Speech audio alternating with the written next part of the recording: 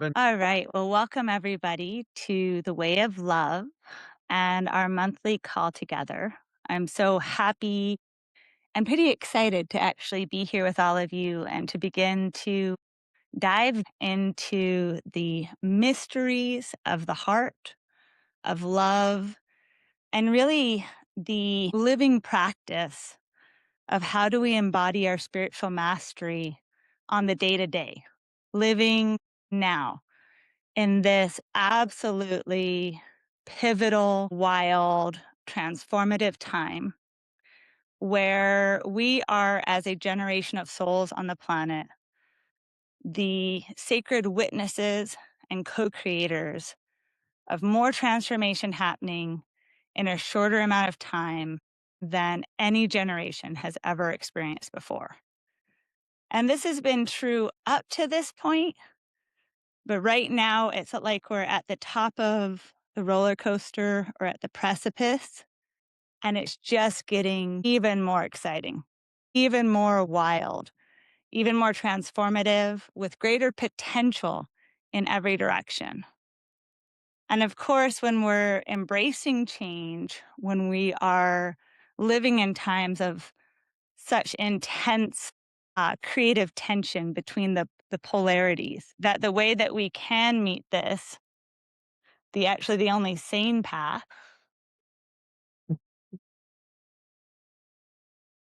and the only way that we can really meet this level of wild, chaotic, transformative, creative energy without combusting and moving into rapid entropy is through coherence, is through presence, is through becoming the philosopher's stone, becoming the vessel of alchemy and transformation.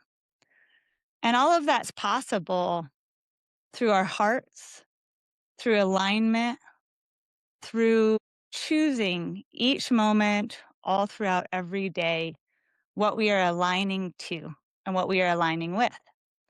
And so, in this way, we have been guided so strongly by our hearts, by this beautiful sacred lineage of the Pachacuti Mesa tradition, as well as the many different sacred lineages we have initiated within to bring forth the sacred community of practice.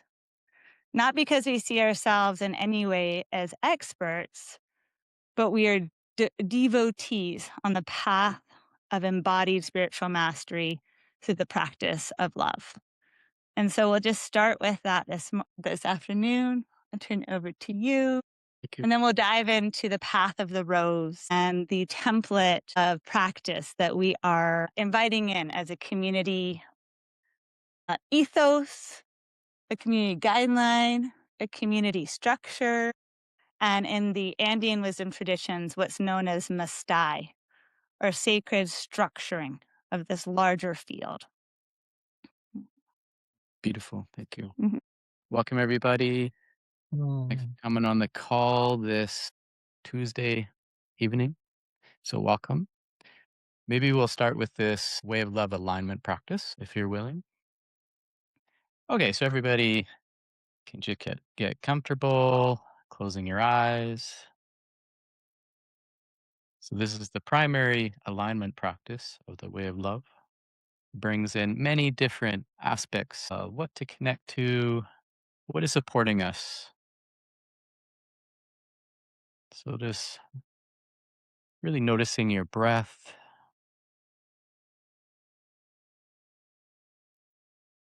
If you wish, you can put your hands on your heart space,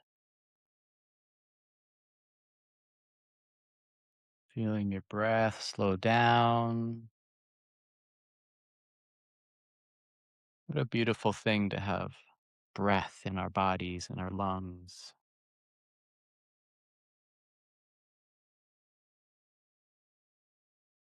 So, breathing in a wave breath, which is 6 counts in, 6 counts out,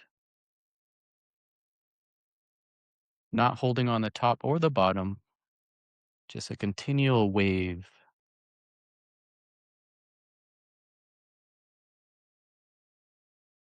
receiving that life force that's all around us.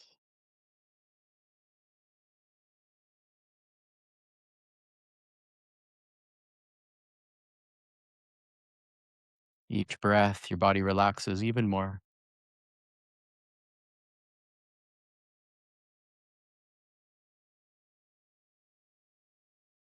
And as you breathe, breathing into that heart space,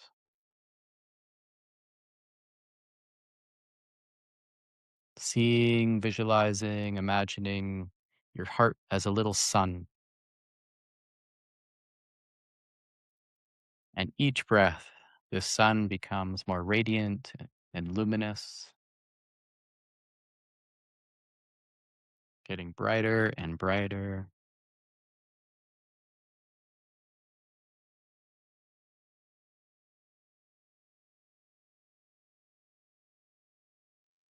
Feeling the earth underneath you, Sophia, Gaia, Pachamama, our beautiful earth mother.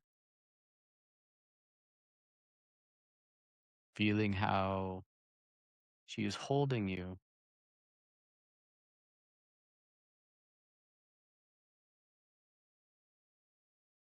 And with the love in your heart, sending down love and appreciation into the earth, maybe through roots of light,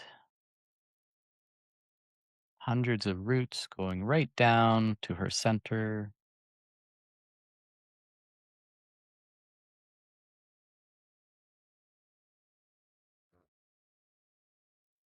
During this time, we need Pachamama's help. We need to ground deeply into her heart.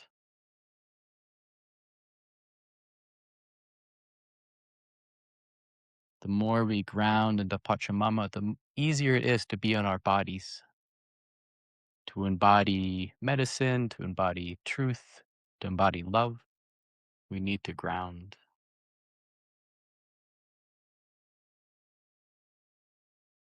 Feeling that connection as you breathe up and down these roots of light, up into your hearts.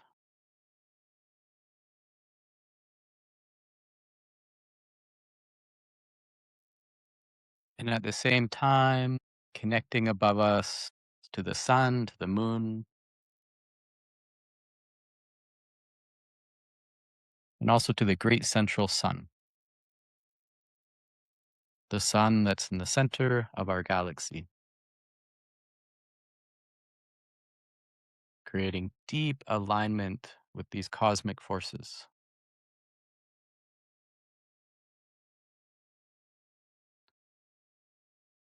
Powerful divine beings, the sun, the moon, the great central sun, the earth.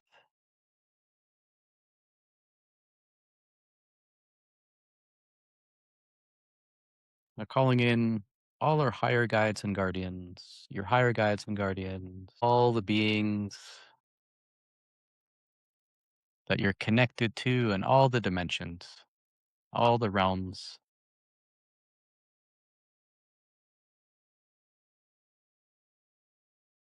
all the beings of nature, the guardians of Aini,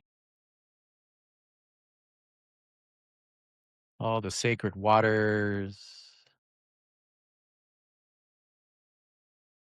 all the beautiful mountain spirits,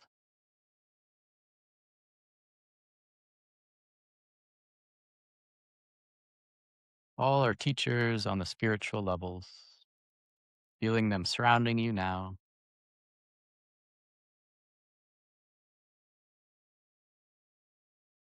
and also calling in our highest self,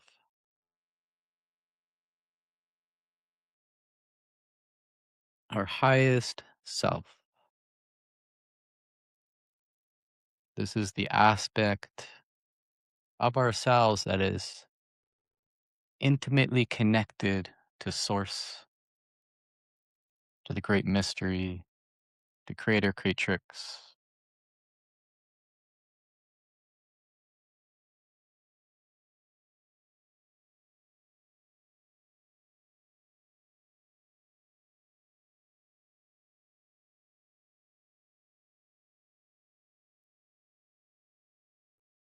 And then breathing this all into your heart, all this energy, all these beings, all this medicine,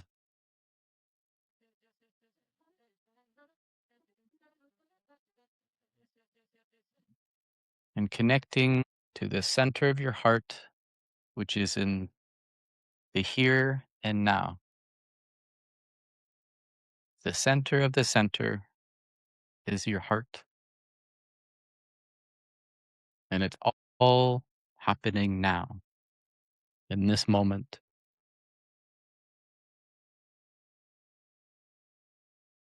And it's happening now in this moment. Everything is happening now. All the power of the universe is happening now.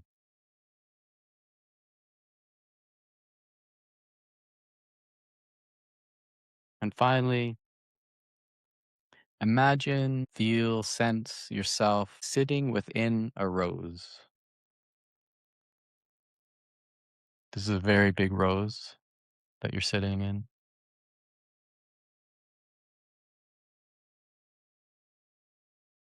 smelling the essence of the rose, the aroma, and really feeling the presence of this beautiful being, this plant medicine.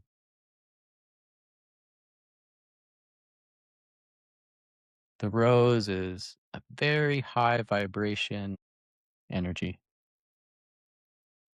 Just by thinking about the rose and putting yourself in the rose, your vibration increases. It's amazing.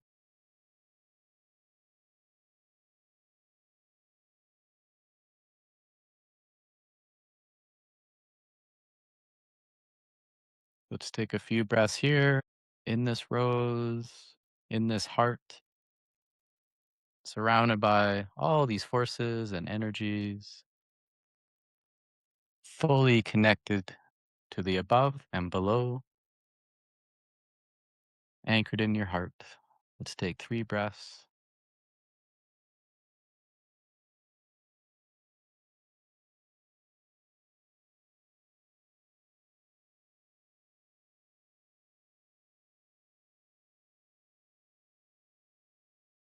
On the last breath, breathing in and holding, circulating all this beauty within you. And then on your out breath, giving gratitude to the above.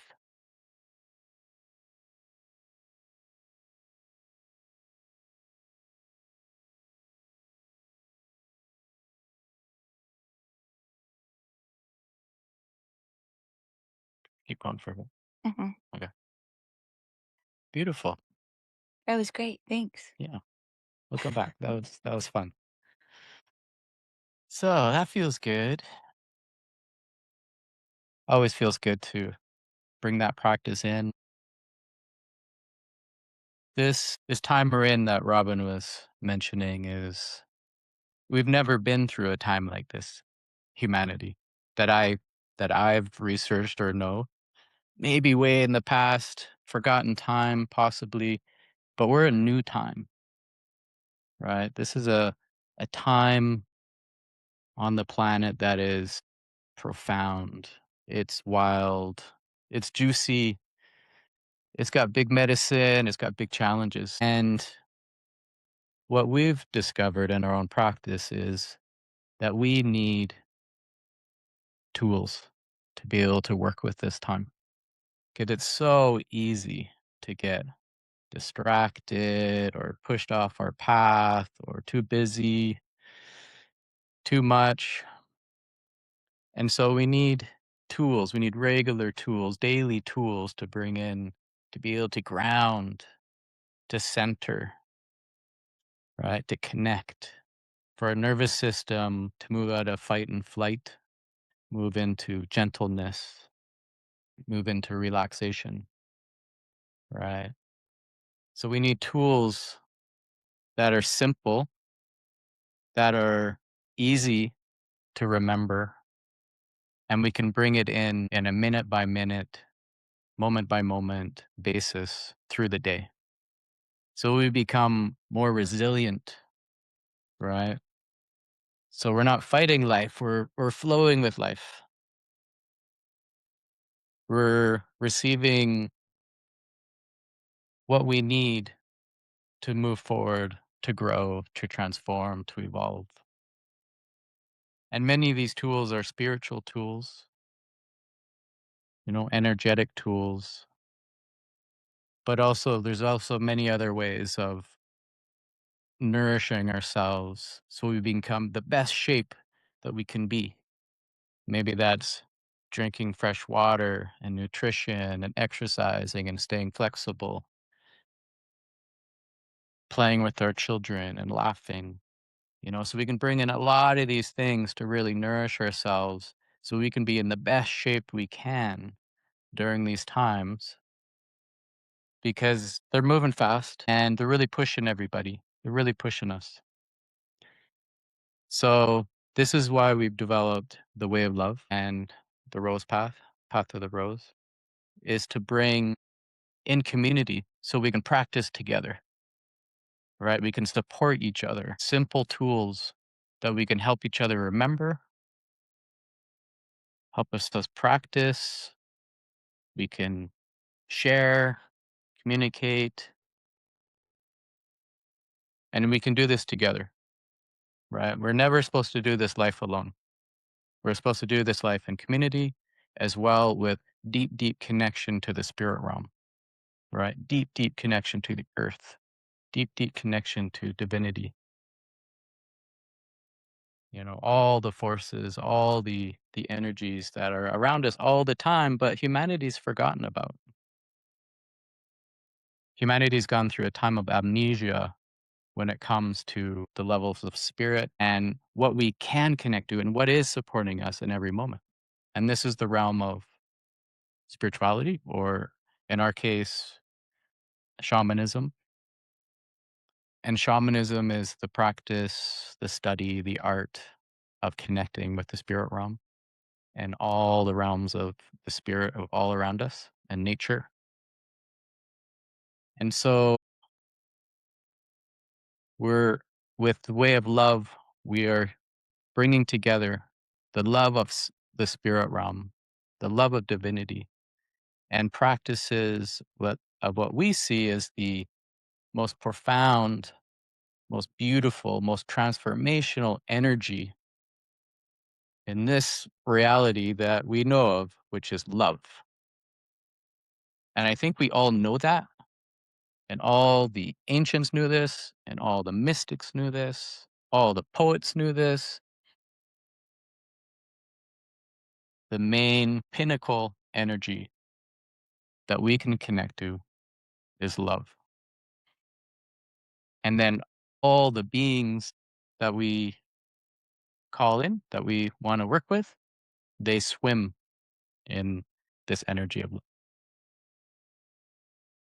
So, this is the way of love. And I'm going to pass it on to Robin as we move into the path of the rose. Yeah, thank you. Yeah. Awesome. Well, I just want to say thank you all so much for choosing to be here live, for all of you who are here live, and to everyone in our Way of Love community, and to those who are dropping in from our heart ceremony community to check out the space. Welcome with all of our hearts. And yeah, I was kind of checking in with Darcy before this call. And I was like, well, what's our favorite thing to talk about? It's actually the power of love. It's like one of those things that we just can have an endless conversation about the nature of what's really going on behind the scenes here. And, this time we're living in, the gift is in the pressure. The gift is in the pressure. And, for those of you who in the past years have journeyed with us in our Diamond Light Healer program, which is within our Way of Love community, if you're in you're an angel member versus a luminary member, you get access to that whole body of work. And, it's really speaking to the great pressure of this time and how it's through the pressure that diamonds are forged.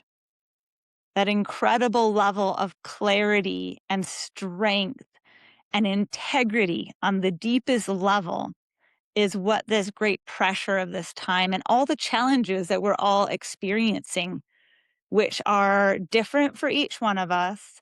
And yet, looking around just in the circle of hearts here, there's some badass challenges happening. Like, this is like the spiritual mastery, PhD level challenges that different members of our circle are working with. And it's in these times where we have the greatest opportunity. And as a collective right now, the pressure to choose the separation game is like just so exquisite, isn't it? It's like how many invitations every day is there to enter separation consciousness, to other another? There's so many opportunities. There's so many opportunities to believe in the lie of fear or the false evidence appearing real. And there's so many opportunities to fall into our conditioned state of looking outside ourselves for the truth, for the wisdom, for the answers, for how things are going. And even though I've been on a media fast now for about a year and a half, and that has helped friends, that has helped my inner quality of life more than almost anything I've ever done.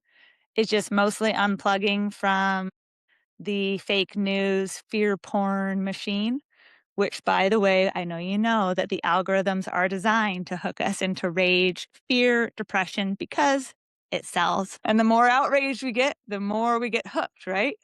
It's like a whole science. And just unplugging from that has helped. And there's still a lot of invitations. And so, this cultivation of this attuning to the way of love is really coming out of a living prayer for Darcy and I of how do we get clearer and clearer and clearer about what we're here for, what really matters, and the essence or the core, the heart of our collective service. And we got pushed a bit into this, not just pushed, like we said yes to the push, but in receiving this incredible altar ground behind us, which is the central altar for our Pachacuti Mesa lineage. And a couple years ago, Don Oscar and his partner Cindy, who are the creators and custodians of this planetary altar ground, asked if we would be the next stewards of it. And of course, with some prayer and a huge amount of insecurity and trepidation, we said yes. Like, well, they're asking, so they must think we're capable, but we're not sure if we actually are. What if we explode? Right? Like, that's a lot. And we didn't explode, but I did have a massive healing crisis, which is a story for another time. It had to do with past lives of persecution and for being a woman in leadership. It lasted 18 days. It was crazy town, but I felt like a lot of purification happened during that time. So we received this last summer in June. Darcy renovated this whole room in our house, and we're here now. And as this altar came into our lives, and just the level of coherent chi, the coherent prana, it's so beautiful. It wasn't electrical and combustive at all. It's more like having a huge heart generator, a huge generator of love, presence, Moonai, that has just been fed by not only Don Oscar and Cindy's prayers in our lineage, but there's representations from every spiritual tradition on the planet. Is truly a planetary mesa. From the earth honoring indigenous traditions of Turtle Island, Serpent Island, Central America, and Heart Island, South America, as well as the wisdom traditions from Tibet, India, the ancient Vedic traditions, the ancient Sumerians, the ancient Kemet or Egyptians, Islam, Judaism. There's representations from all of the world's traditions. And in this time, we needed to pause as we receive this. Feel like what is our service with this? How do we move forward? How can we truly be used? How can we truly be of service? And what came through this deep listening and prayer work was recognizing that now more than ever, we just need to get straight to the point. And that is that the great medicine, the true medicine, the only thing that actually heals is loving presence and witness and alignment to divinity. And all of our spiritual practices and the shamanic arts and our ceremonial arts, this is the foundation. And without love, nothing prospers. Without love, we experience and see the systems that are alive today. They do support us. There's really beautiful things. And yet we've lost the beauty collectively of the human heart. And this is what the practice of the mystics and the wise ones have always brought us back to. And so this was, the foundation of what inspired this practice. And then through, this attuning and aligning to what wants to be born, what wants to come through. How do we merge in the spirit of syncretism, the spirit of this lineage, which weaves all these different threads of willing traditions, of beautiful earth honoring ways, of spirit honoring ways together? And surprisingly, but also, I guess in some ways not, because it's the time of the Magdalene's reemergence. It's a time of the return of the Great Mother. It's the time of the great remembrance and the reemergence of the divine feminine. This path of the rose came as a template for our deeper practice together as a community and an invitation to all of us and to each of you.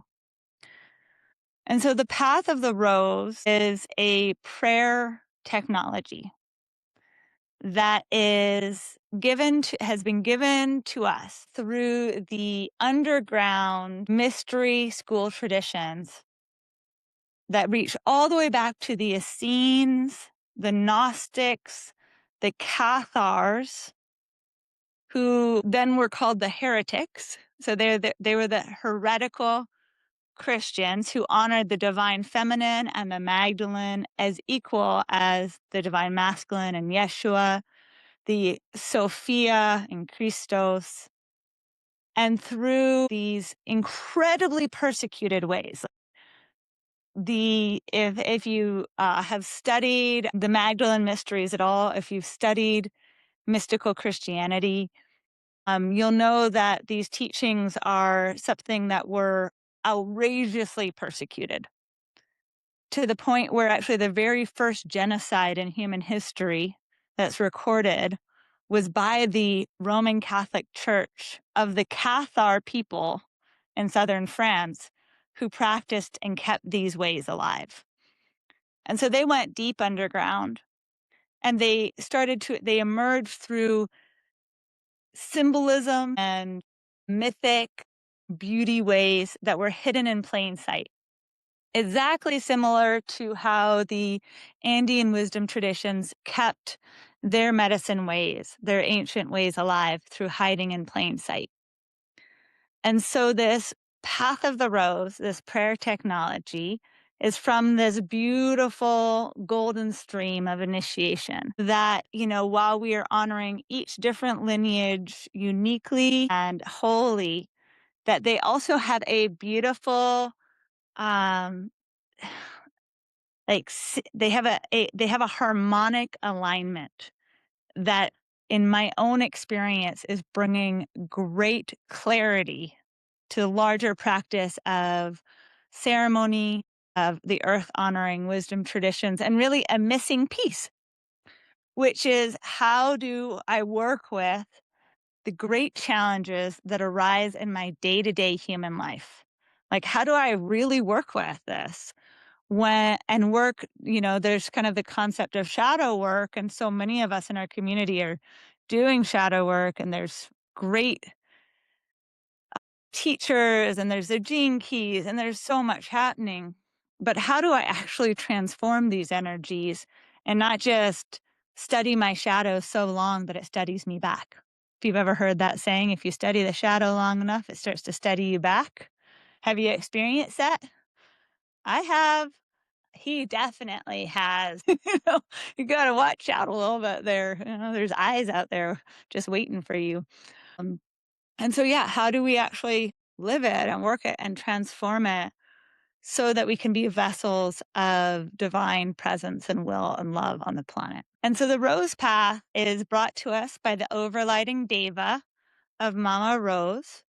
And as we are plant spirit medicine practitioners, and actually many of you in this live call are students of ours in the path of soul power medicine and our plant spirit medicine container, is that each overlighting presence of each plant deva is a whole temple unto itself.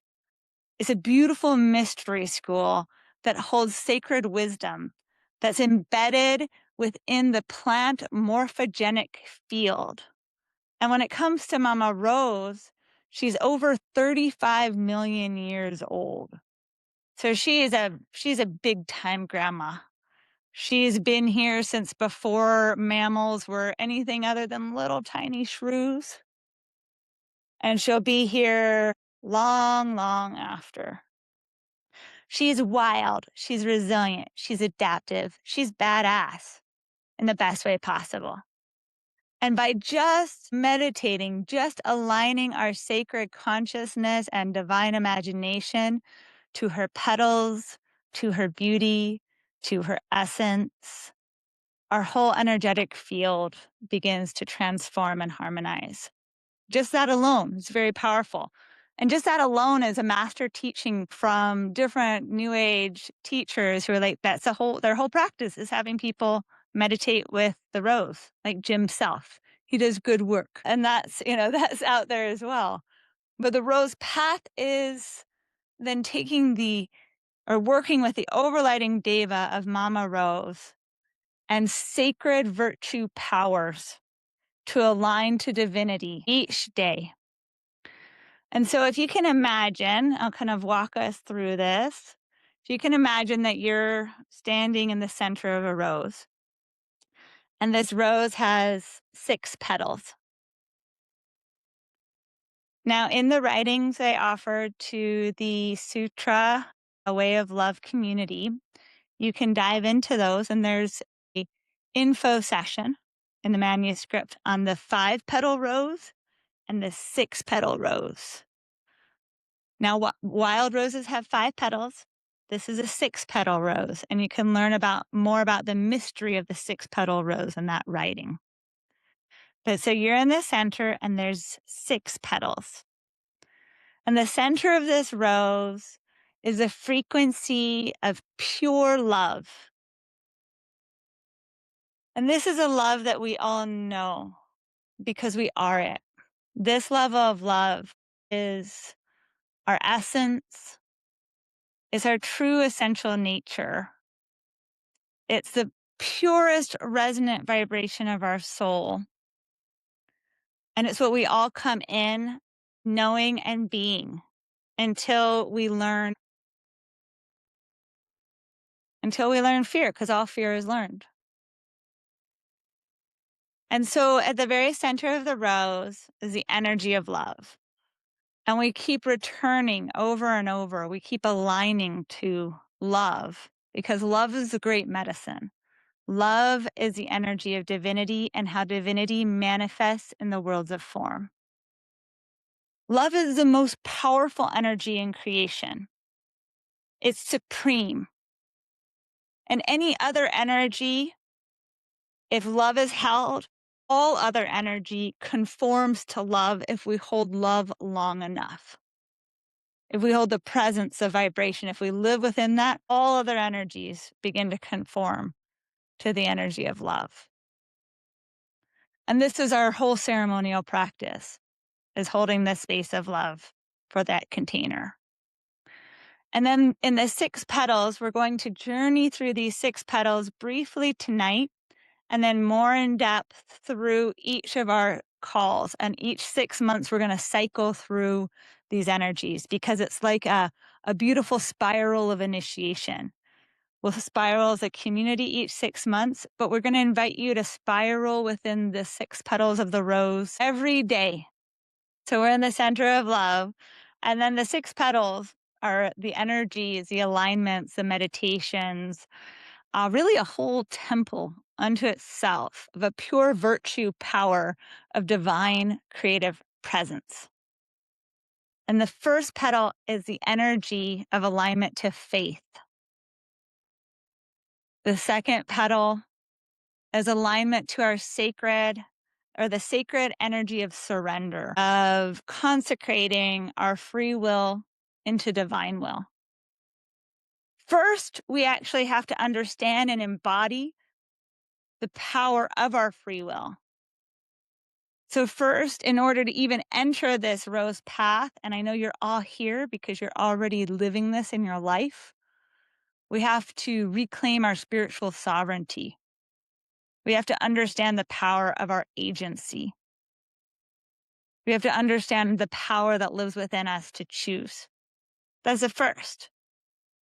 And then from that embodied sovereignty, consecrate our free will into divine will through the energy of surrender.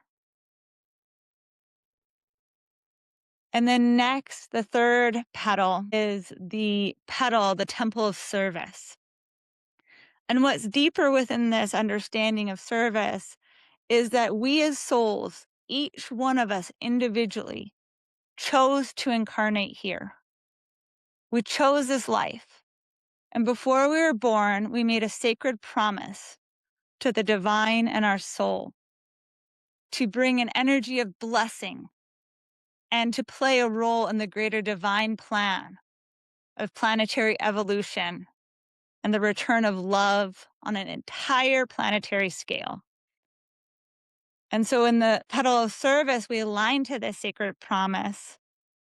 And we know that we're in it. We're in that like sweet spot of doing like our fulfilling our sacred promise in the divine plan through our joy, through what lights us up. And so we're going to dive more into that in the future. But just to say, that doesn't mean it's just about doing. It's not about just like our work. It's actually a whole bunch more about our being. It's a whole bunch more about the energy that we bring to sit next to the stream, that we bring to our meditation practice, that we bring to our children, to animals, and to our work. But we're kind of hyper obsessed with our work as giving us meaning and purpose in this time. And that's falling away now with all the new technology. Got to get more into the deeper alignment there. That's a petal of service. And then the next petal is the petal of abundance. Is that when we are aligned to divinity through our faith, when we align our free will to divine will, when we remember our joy, and that our joy is the illuminating light of our sacred service on the planet, then we enter the abundance of Creator, the abundance of divinity, the abundance that's always present, infinitely present, the true prosperity that has nothing to do with our material objects and everything to do with our inner state. Because heaven is not a place that we go to, it's a dimension of being. Heaven is not someplace out there. Heaven is a dimension of being that we access here and now through love and our hearts and presence. And then the fifth petal is the petal of forgiveness. And without this, we're really lost. Without calling forth this greater field of love to help us to forgive ourselves first, forgive ourselves, and we all judge ourselves so harshly. And however harshly we judge ourselves, we judge others. It's really a negative feedback loop. And so, this forgiveness of self and forgiveness of others. And I don't know how to forgive myself or others. straight up. This is for me something that is kinda I've wanted to do it, but I haven't really known how to. And through this petal, we call upon the greater field of divinity, of pure source consciousness to help us to forgive those energies of fear within that live within us. And every day I practice this in the morning, almost every day I find a new level of fear that lives within me. Because there's just so much programming. It's crazy town. And then forgiving others. It's a big journey here, especially now. And inherent in that is that we have to kind of let go of how exciting it is to judge other people. Because by choosing to forgive each day and ask for forgiveness for ourselves, it's inherent in that is letting go of the judgment game and just how good it feels to be right. But at some point, it's we'd rather be at peace in our own hearts than be right. Even when it comes to the world, even when it comes to our politics, even when it comes to our family, and those things that are just kind of juicy to get all righteous about. And sometimes anger is there, but anger is different than judgment, isn't it? And then the final petal is the petal of overcoming obstacles, or how we're reframing that as discriminative wisdom.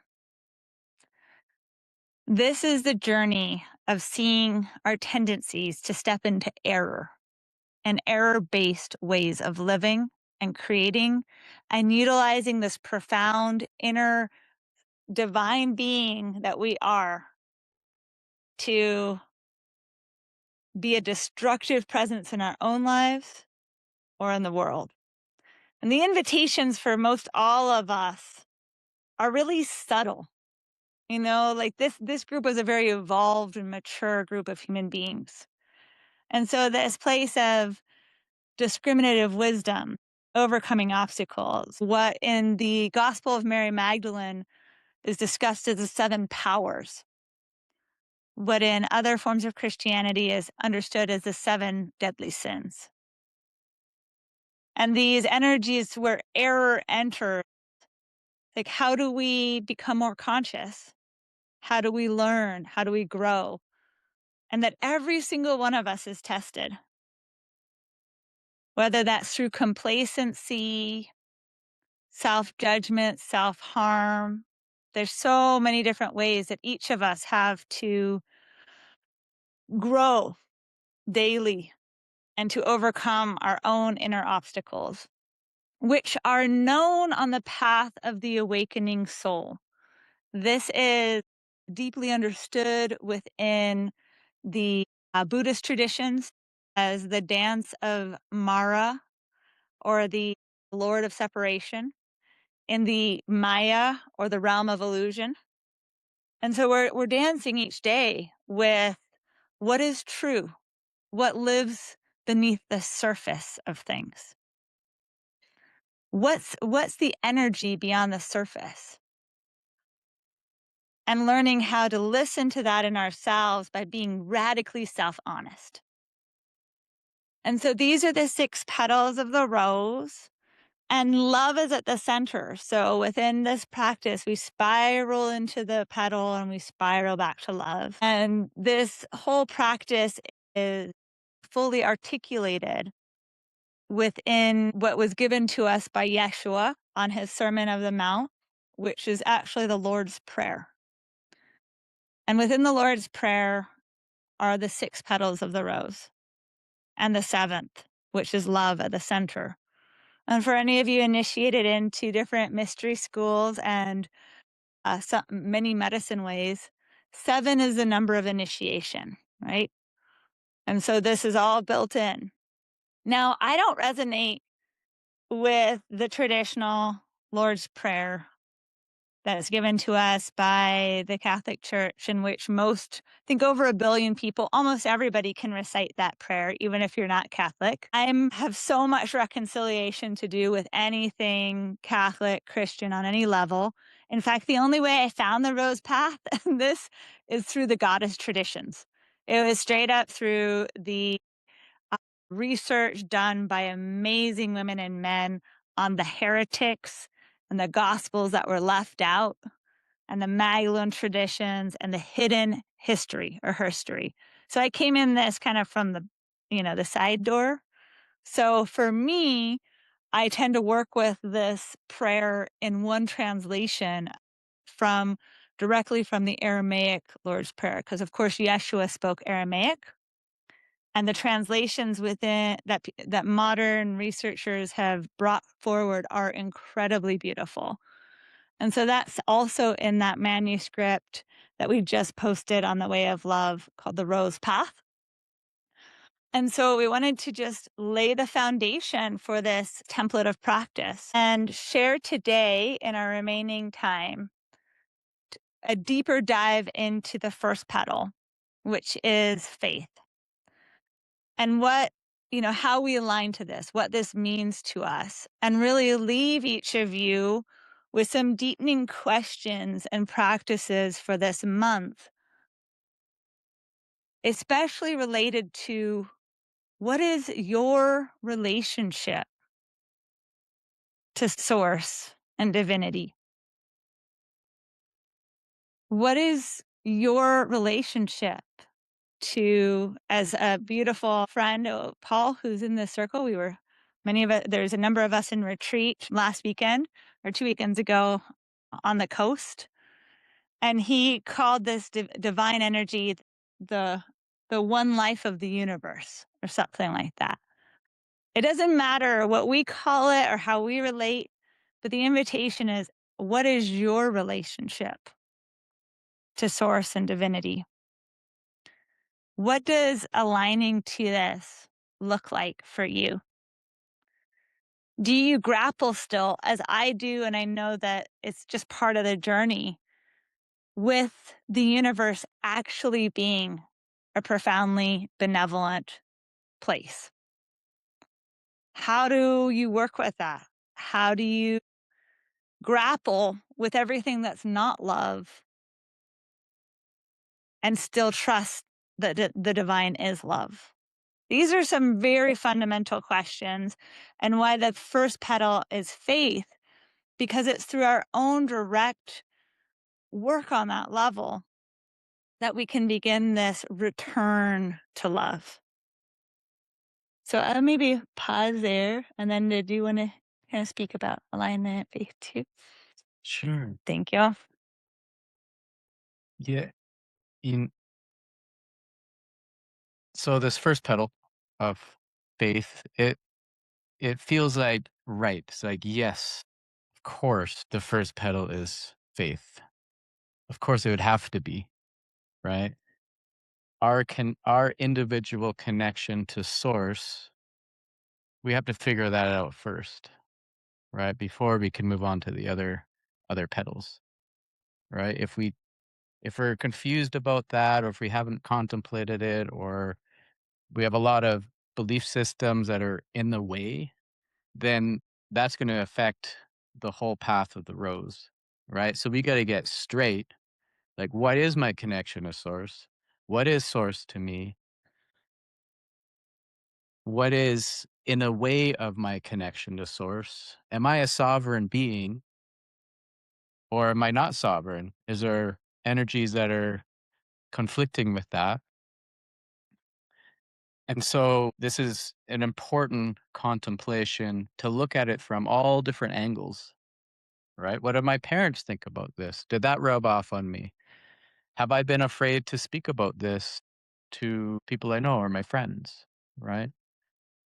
Have I really thought about this? Have I had a direct connection to source in any way?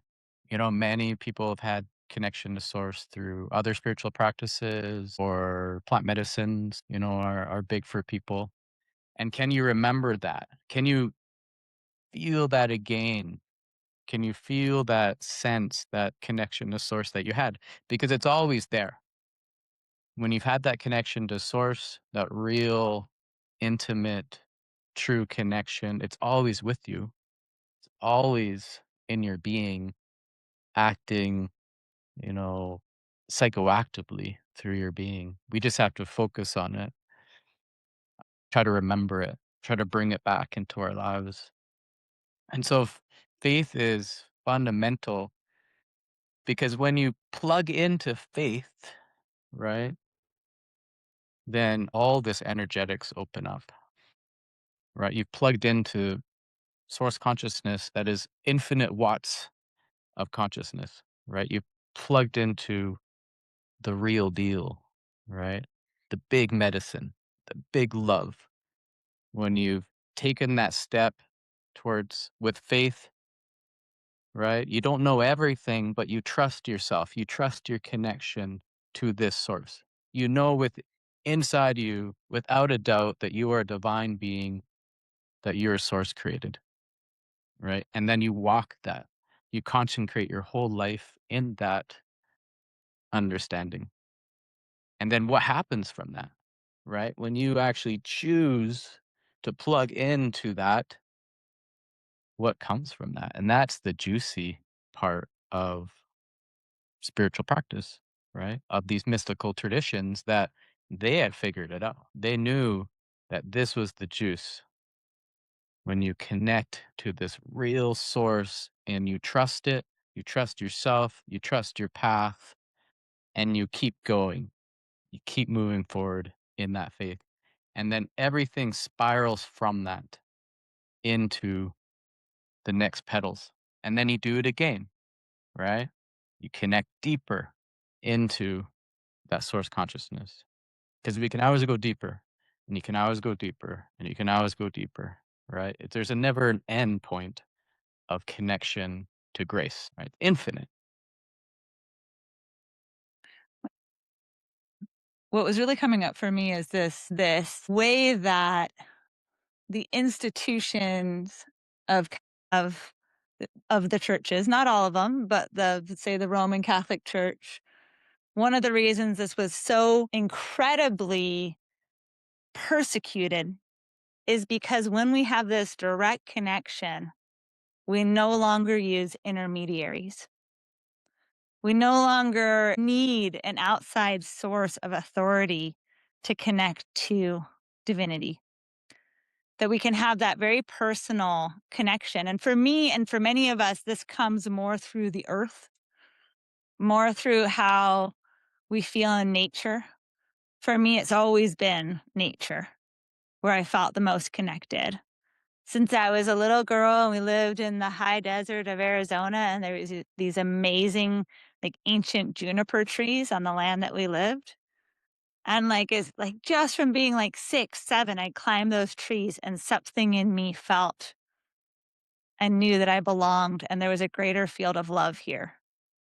And earth and the forests and the mountains and the trees and the waters have been my church since.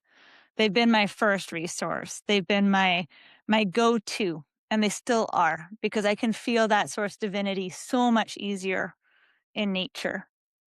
But this aspect of how then that direct connection to source has been systematically polluted by control systems that have profited from us not connecting directly.